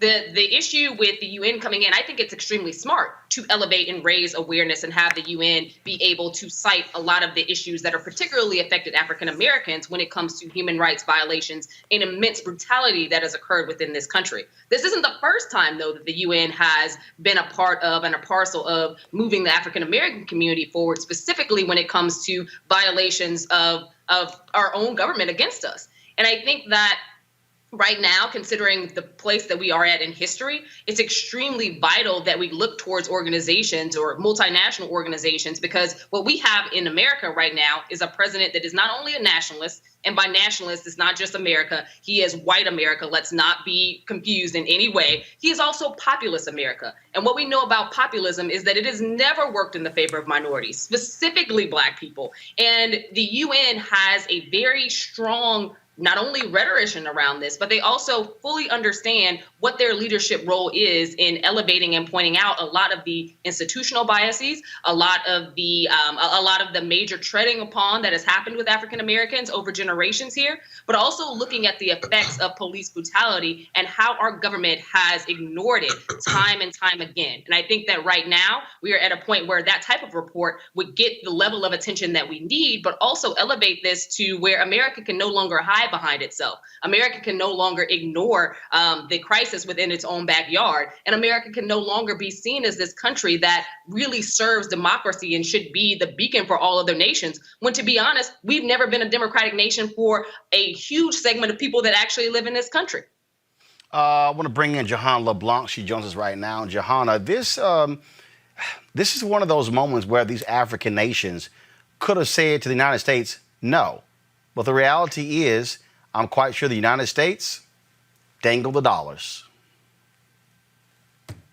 Well, Roland, how these cases are usually handled is whenever there's things like this, the African Union ambassadors here in D.C. and at the AU and the Secretary Mike Pompeo or someone else in the leadership usually will make a phone call and say, hey, I hear there's an inquiry going on at this level, and do you understand the seriousness of this? And obviously, as a member state, you are entitled, you are legally, you can pursue with this. But I think after the conversation with either Secretary Mike Pompeo or someone else from the leadership within the State Department, the African Union nations took a step back. But another point I want to make is that in the midst of this crisis, the conversation is now, does the United States has the moral authority to judge other nations' human rights conducts? For example, every year, the United States State Department in particular, the Bureau of Democracy and Human Rights, publishes a report for each nation that receives funding from the United States to see how they're governing themselves in terms of human rights, right? So now, with all of this that is happening, is the United States the right nation to be leading the way for how other nations should conduct themselves? But one last note I would like to make, Roland, is that I do believe that the African nations, initially, they were very vocal as it relates to their stance. And Zimbabwe, in fact, sent a letter to the U.S. ambassador in Zimbabwe indicating how concerned Zimbabwe was as it relates to the protesting and the killing of George Floyd in the United States. So they do understand the severity of this matter. But as I said earlier, these human rights reports, when they're published, they have a negative implication on these nations, and sometimes it could lead to international sanctions on individuals. In fact, just recently in 2017, the former president of the Gambia, was slapped with a sanction under the Magnitsky Act for human rights violations in his country. And that act, what it did to the former president of the Gambia is that it revoked his U.S. passport and also blocked all of his assets here in the United States. But again, I do think that countries understand the severity of this, because I think COVID-19 also taught us that we're all in this together. My liberation is tied to the liberation of my sisters and brothers in South Africa, in Malawi, in Eswatini, in Zimbabwe, because we saw how one person was infected with COVID-19 in Wuhan, China, how it had led to a complete stop to a global economy and the death of countless Americans and others all across the world. So, so now they're backing off. So what are they going to do? Go light Are they saying don't investigate at all? What are they going to say? Well, to be frank with you, Roland, the resolutions that usually come out of the UN usually have no teeth. Now, the Commission, the UN Security Council, is the place where resolutions that are adopted are binding. So other actions that happen through the UN usually is just a way to just tell other states, we're watching you. There are so many states where the United Nations have passed resolutions, and they don't adhere to those resolutions because they're not legally binding. They have no legal teeth. So the UN Security Council is the route to take. But the problem is the UN Security Council, the United States has, if the United States vetoes it, guess what? There's no resolution. Obviously, yes, you're right. You have France, you have the UK, you have Russia, the superpowers, right? So it can be it's very challenging to get something done against the United States, one of the most powerful nations in this world. But I think that the United States can do right by Americans here in this country and can maintain its moral authority. This is the moment where America has to do the right thing. Mere executive orders are not sufficient. Even laws passed through Congress, I will say, are not sufficient. One of the things that I learned my second year in law school was that laws are great. They are a piece of instrument that you can take to court to be redressed for your harm. However, I do believe that the hearts of men must change. And as citizens of this country and wherever you are in the world, you have a duty to check your implicit biases and really ask yourself, how is that bias may impede someone's ability to pursue life, liberty, and happiness? And until we're able to have these frank conversations with ourselves, with our family members, I don't care what kind of laws we have on the books, people are still going to violate the law. The hearts of men must be changed, and it is something that no society can legislate. Jahan LeBlanc, we still appreciate it. Thanks a lot. Dr. Carter, I want to go to you on this. I mean, this is part of the problem. Part of the problem is that when things happen around the world, we can protest, we can come to the aid of other countries. Mm-hmm. For black people and other people in this country, the reality is this here, and this is why it's sad what those African nations have done, is that we don't have a home country. This is it. So it would bring, just like when you had those black workers at Polaroid and other African Americans before them who were highly critical of South Africa, and then African Americans rallied to stand with those South Africans to seek their freedom. Same in Rhodesia, which is now Zimbabwe. Same thing when Ghana got independent. Same thing with other African nations. This is where international pressure is needed. We need also those white prime ministers to also call out this country when it comes to racism, because America should be taken to task and not be hypocritical and question everyone else, but not itself.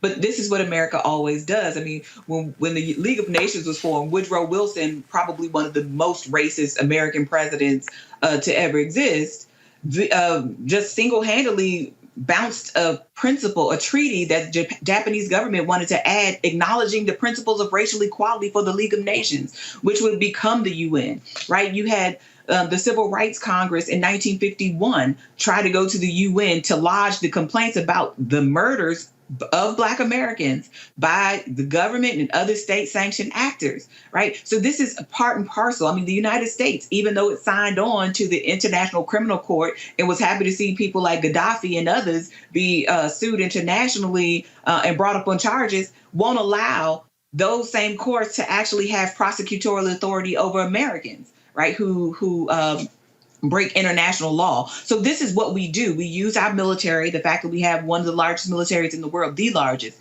in the world, to bully other nations. We use the threat of withholding funds. America does not like to be called out on the carpet internationally. And this is, again, another moment where America has been caught with its pants down and everybody can see, yet it'll pretend that they're wearing undergarments, right? So I understand the pressure that these nations face to back off, because if you're the only person out here, and you do need folks like China and other nations to come forward and support you, it is a very lonely and a very difficult place, because the United States is an international bully. They have done this repeatedly while eschewing any kind of greater scrutiny into how it treats its Black citizens. And so I'm not surprised that these nations have softened their stance with respect to the United States and these these international organizations. Rob, America hates being called out, but getting called out is necessary. Yeah, America is the worst, and when it comes to self-awareness of its own deeds, just like Dr. Martin Luther King, it was his whole focus was just making sure that America lived up to what it said on paper. Just do what you say on paper. We want your rhetoric to match your reality, and we have the greatest of ideals, but we have so much room to go in order to actually make sure that particularly African Americans are given all those rights. So it's so interesting to see the rage that a lot of Americans and American officials get when people call them out on their racism. Look, I want them to get just as upset about being called out about racism as actually being racist. Then we can actually make some progress. What's interesting, as I want to talk about this here, I mentioned this the other day.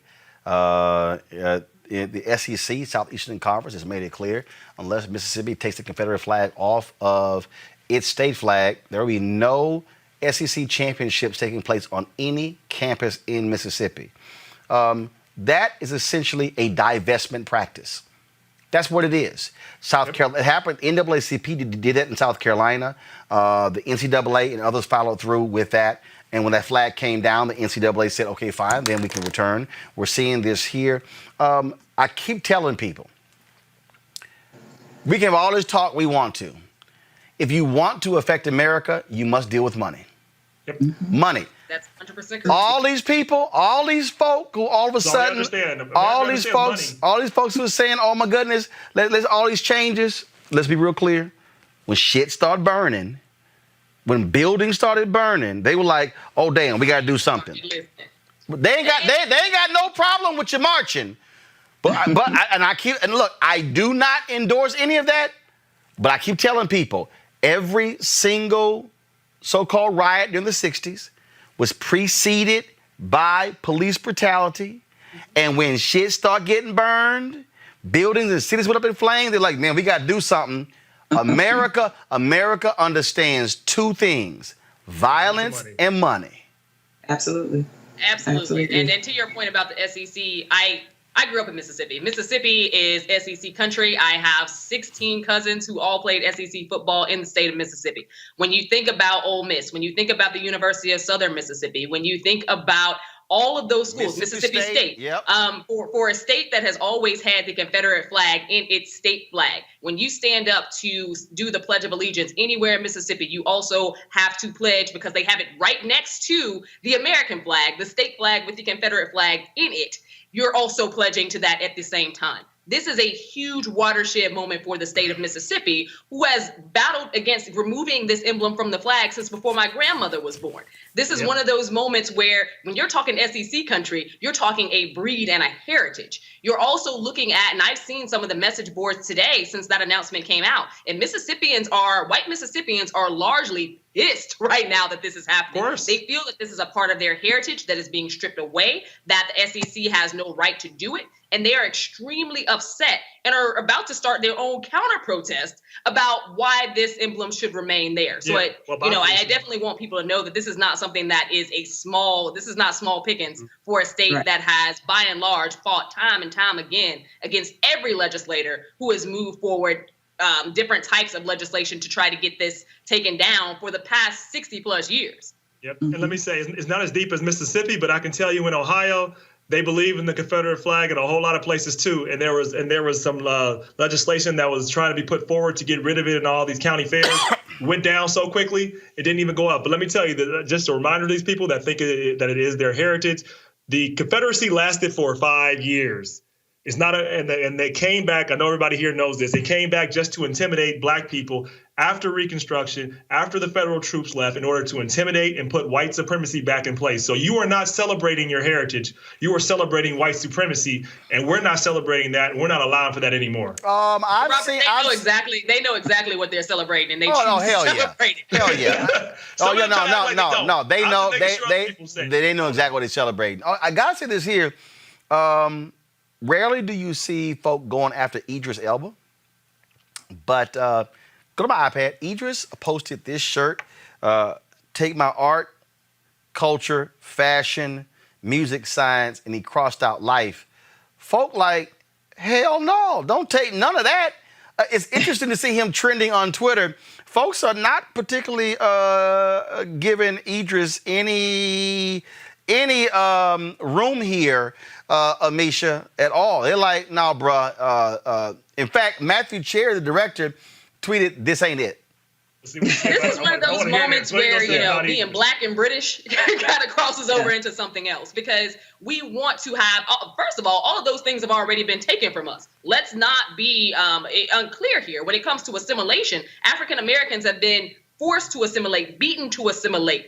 A lot of our culture, a lot of our history, a lot of our art, a lot of our everything has not been something that has been celebrated in this country. And quite frankly, a lot of that originated in Africa was pilfered and stolen by European settlers anyway. So to see a shirt like that is quite frankly offensive, but it also goes to show again that there is a huge disconnect between the African American experience and those of people who may be our same skin tone, but do not come from that same background as we do in this nation. I'm telling you, Doc, look, sisters love some Idris.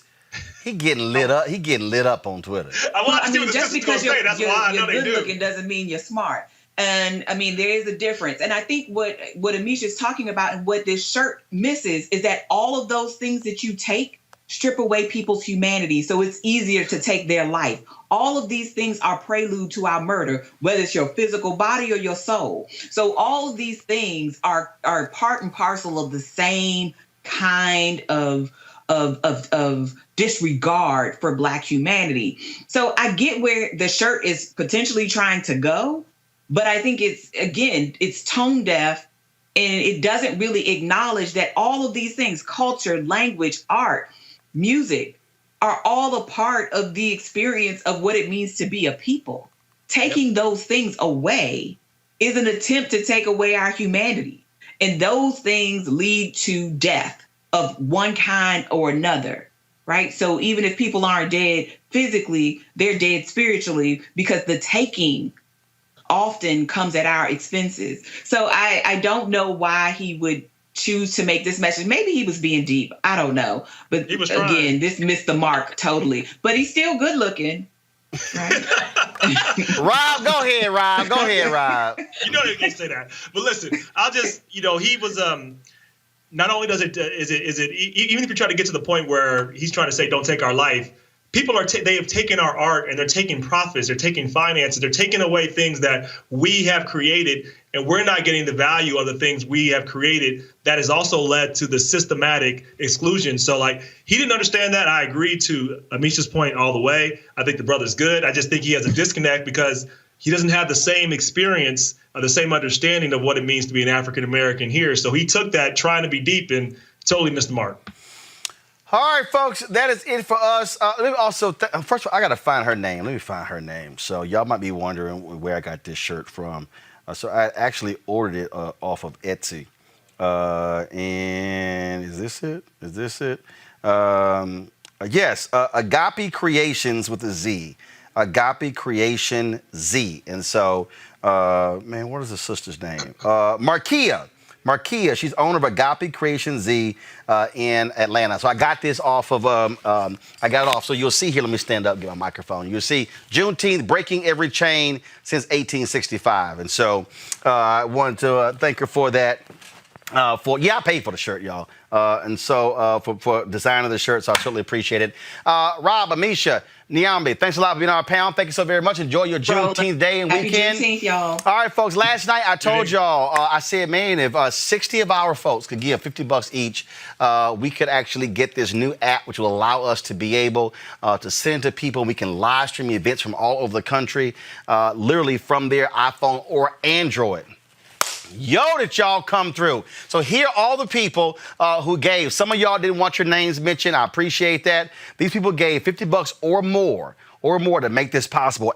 Adam Morgan, Ainsley A. Reynolds, Alan Tucker, Alf of Hip Hop Slam, Antonio Nickelberry, April Sharp, Blockchain Revolution, Bridging Multiple Divides, Brooks Vault, Calvin Ray Stigger, Cheryl Miller, Chris, Cicely Locks, Clarissa Adams, Craig Kennedy, Cynthia White, Daniel Christiani, David Cole, Deborah McCowan, Dennis Hayes, Daquila Burnett, Destination Honeymoon, Diana Franklin, Deetra, Eugenia Moss Red, Unita Bethea, Felice Newsom, Freddie Holyfield, George Wright, Gracie Burks, Green Goddess, Jamise Joyner, James Cash, Jean, Jenny Shaw, Johnny Johnson, Joy Griffin, Jonathan Daniels, Katrina Norris, Keisha Cooper, Keenan Wright, Kimberly Saunders, Larry Nixon, Latoya Hairston, Lawanzer Quince, Linnea Prim, Lisa Moore, Lloyd Kirkendall, Marilyn Wilson Inc., Marlena Kellum, Matt Kosan, Melanie Asatewa, Melva McKinney, Michael D. Parker Jr., Michael Lawler, Michelle Williams, Nathaniel Logan, Orlandus Graham, Otis Coates, Pam McCain, Pamela Shervington, Pastor Moses,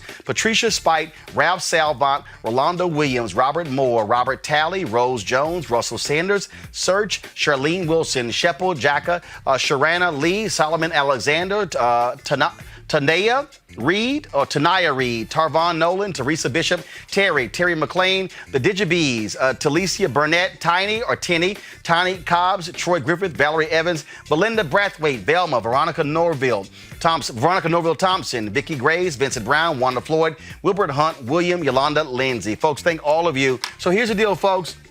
A bunch of y'all have given to us on YouTube. Here's the deal. Y'all want to support the show. All of you watch on YouTube.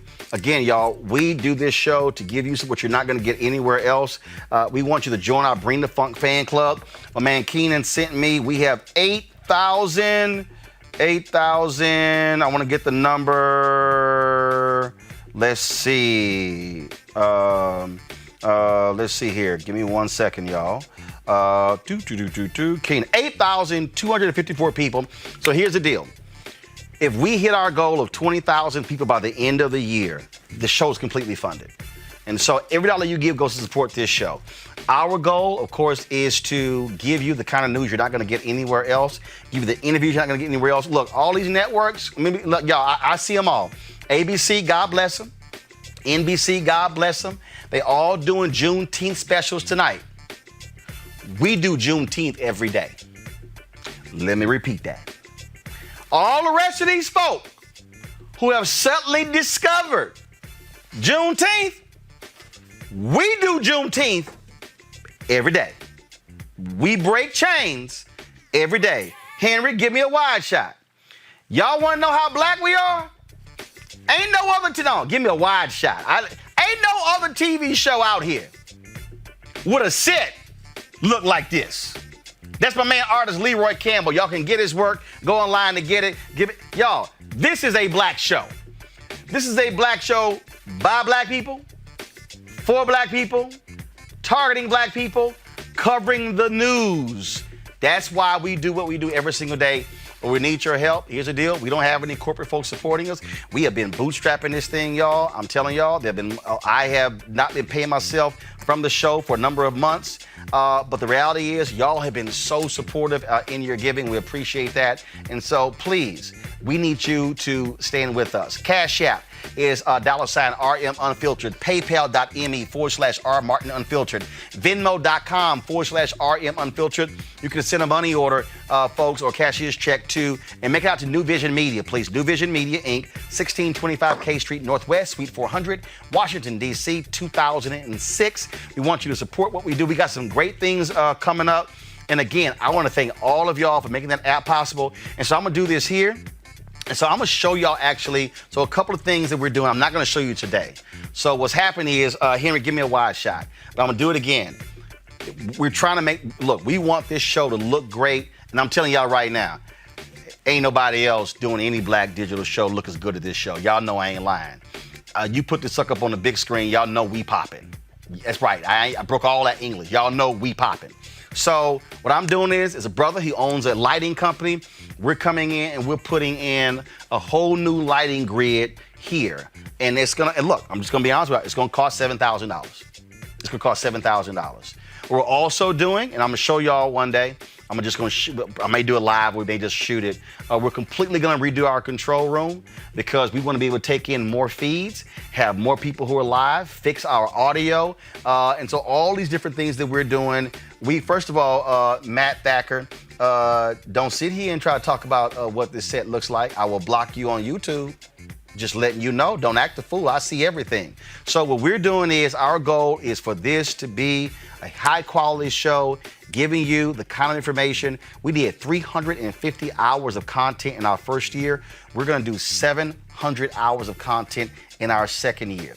Y'all know, and I'll show you the numbers, folks. We crossed the 500,000 threshold of subscribers in our YouTube channel on June 4th. We've actually, and I can get the last number here, we've actually added in the last, since June 4th, that's in 15 days, we've added 36,810 new subscribers to our YouTube channel. And so, man, we are making this thing happen. It's because of what y'all do.